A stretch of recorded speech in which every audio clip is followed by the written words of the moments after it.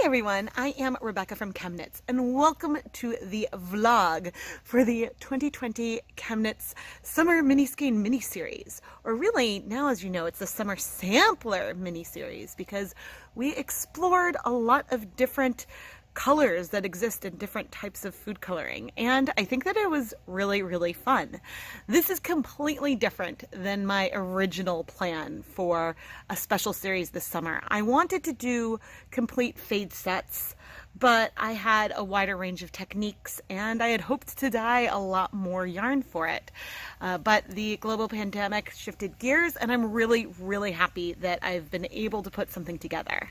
So today, as I'm starting this vlog, I'm about to release the pre-orders for the samplers. The yarn's already dyed, no videos have been edited, but the yarn is ready to go and I've made project bags and little stitch markers, and yeah, I guess I'm going to show you guys all the different sets that I finalized. In the videos I do show some approximate sets, but I did shift them around a bit more before packaging, and yeah, I thought that I'd bring you guys on this journey and share some thoughts about everything. And again, I know this is a lot more limited than my original intent, and the plan is different from my original intent, but hey, I've got ideas mapped out for another series that once I get more filming time again, maybe we can put together at some point. Or at the very least, next summer, I will be able to go through this idea that I had sketched out. But anyway, let's go take a closer look at summer 2020 and the ChemKnits Summer Mini Skein mini series. This is my Cricut die cutter. It is the Explorer Air 2, I think. I got it for my birthday last year. Hello! And I absolutely love this little device. And it's been so handy for cutting all kinds of things. And I'm even using it for the summer sets. One of the things I made with the Cricut are these project bags. And it is a holographic gold vinyl. And there you can see the rainbows in it. But it actually holds up really well. And I was able to add it to these black cotton canvas zipper bags that I'm going to use to pack up the mini skeins for the samplers. You can most easily see the rainbows outside in the sunlight or with, say, a flash from your phone. There you can see, as I move it, you can see the sparkle.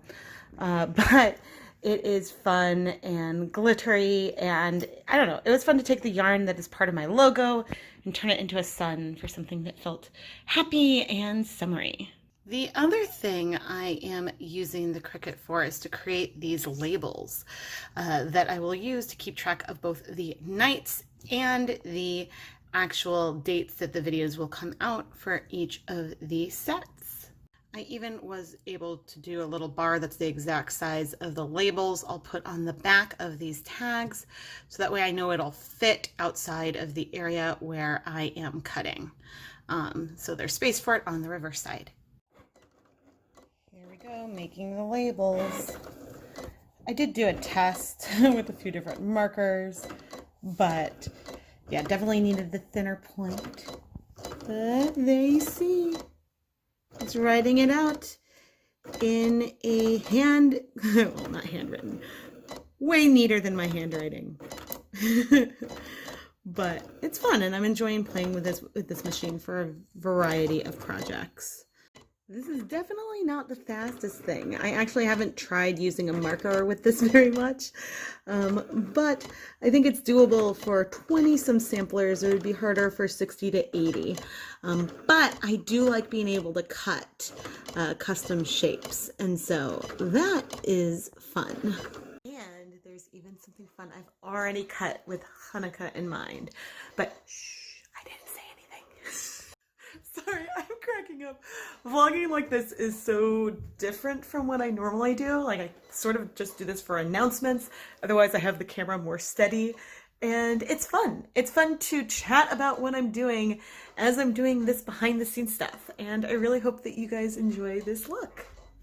And now we are cutting, which is probably going to go a lot faster than the writing.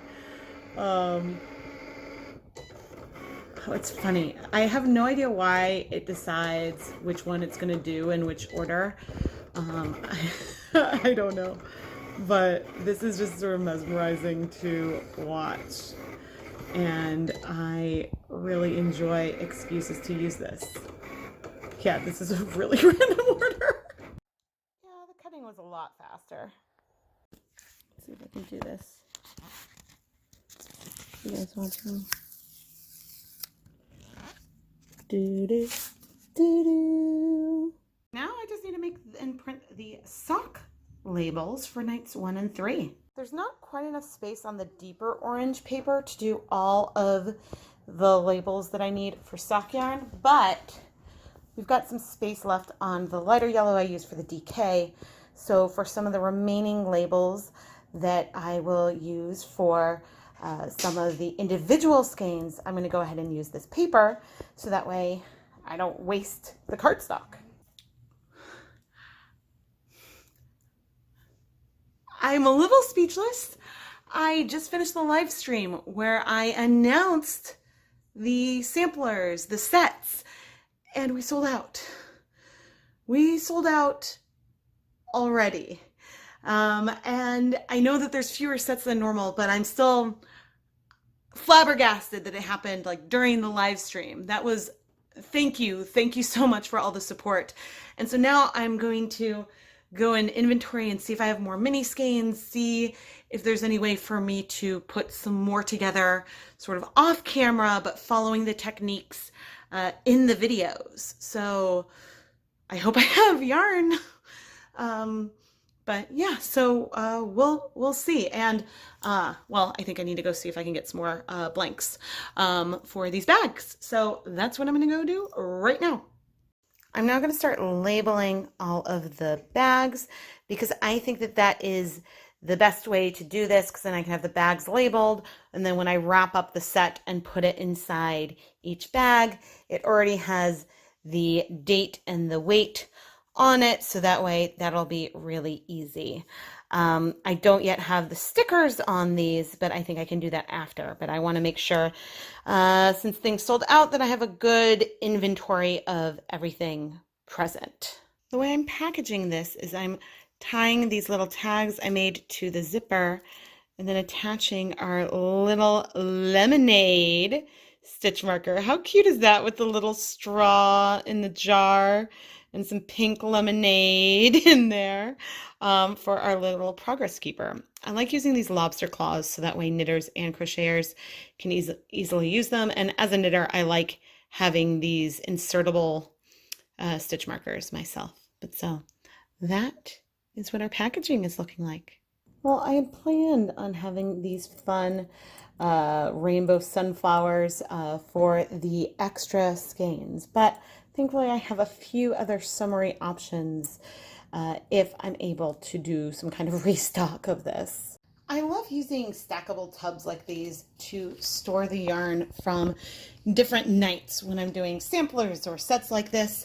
It's just an easy, convenient way, and this time I even zip tied the sets that I thought went well together to make it easier for me to sort. But now I'm going to lay everything out because I'm curious what this is all going to look like together. Wow. All right, so the top row is night 1.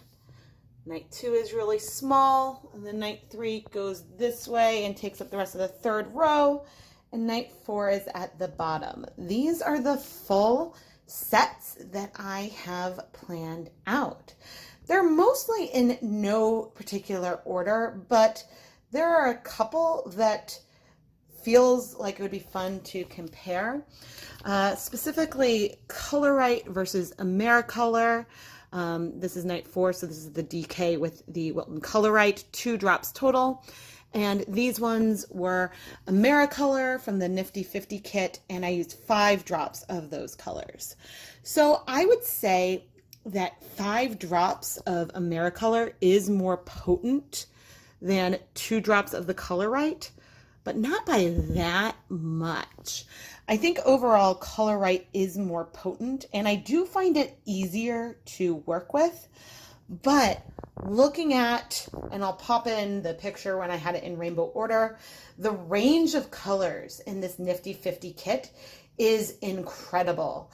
And if you prefer pre-mixed colors, it's like a box of crayons and it's worth playing with.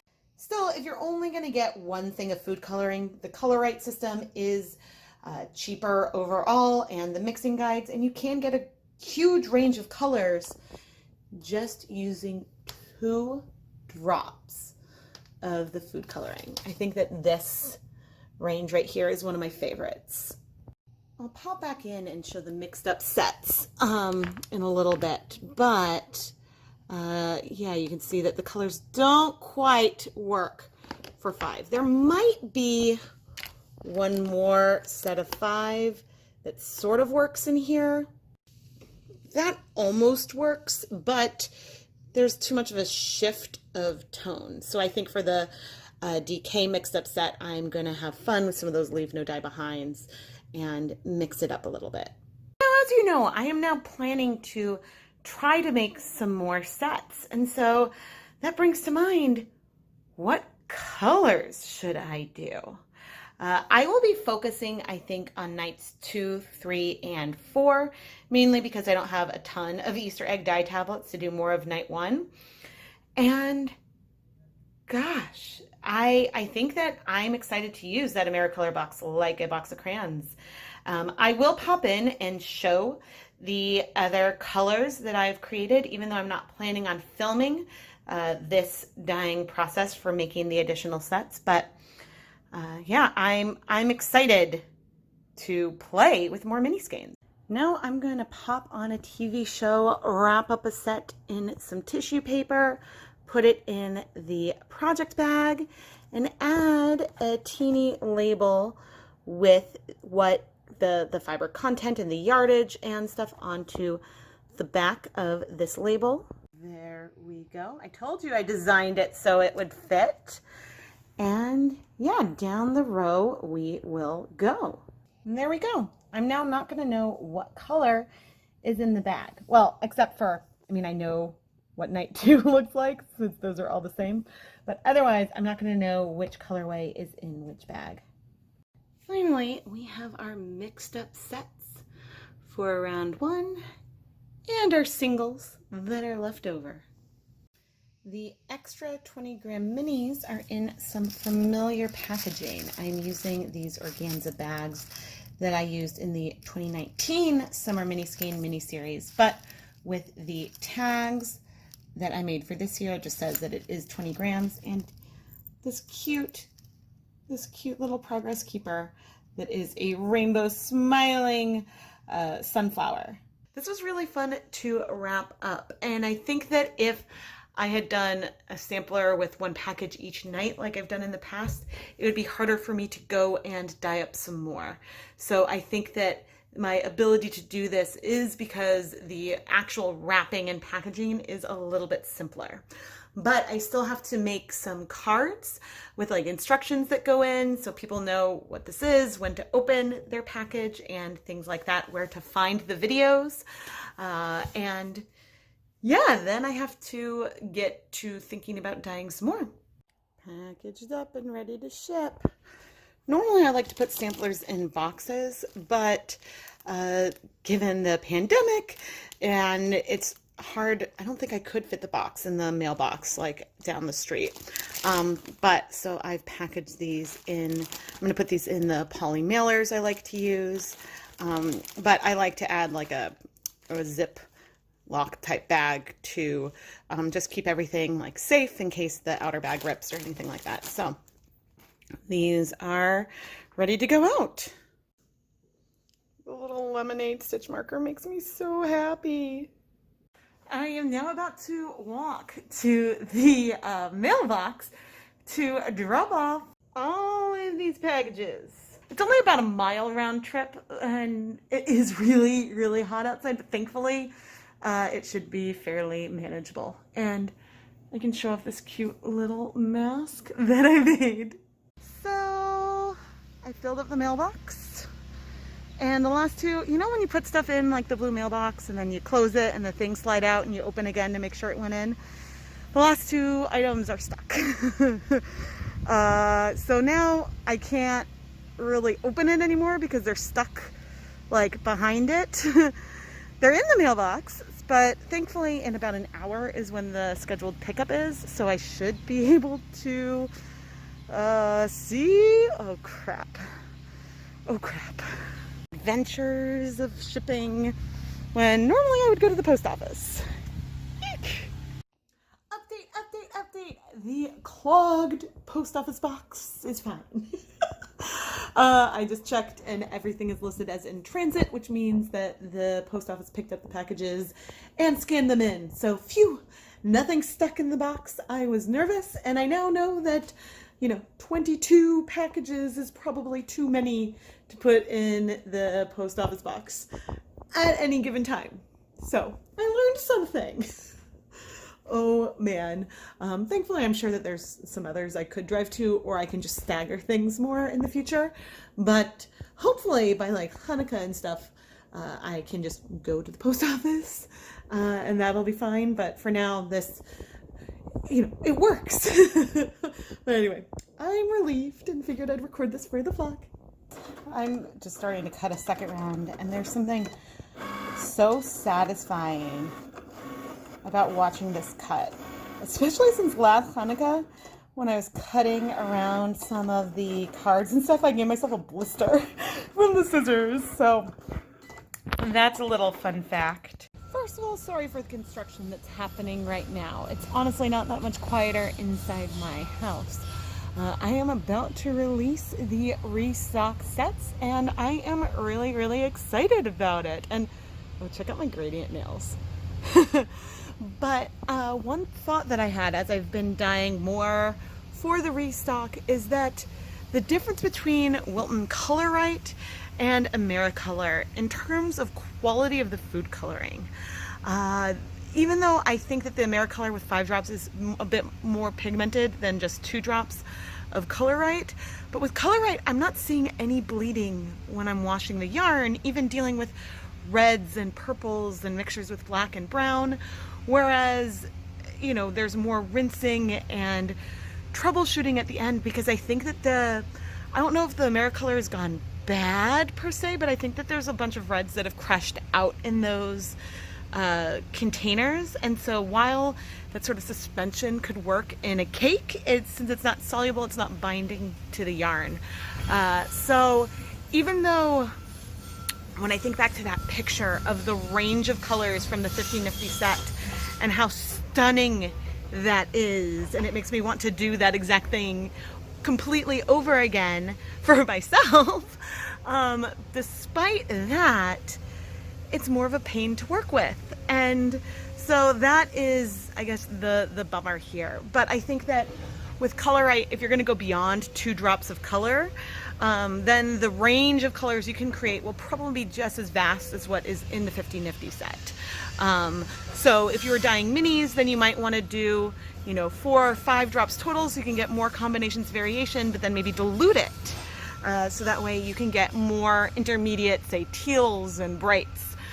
Because, yeah, the limitation with the Wilton is the variety of brights that you can get, if that makes sense. So, anyway, I will be seeing people soon for the dye-along, but, yeah, and sorry again for the construction.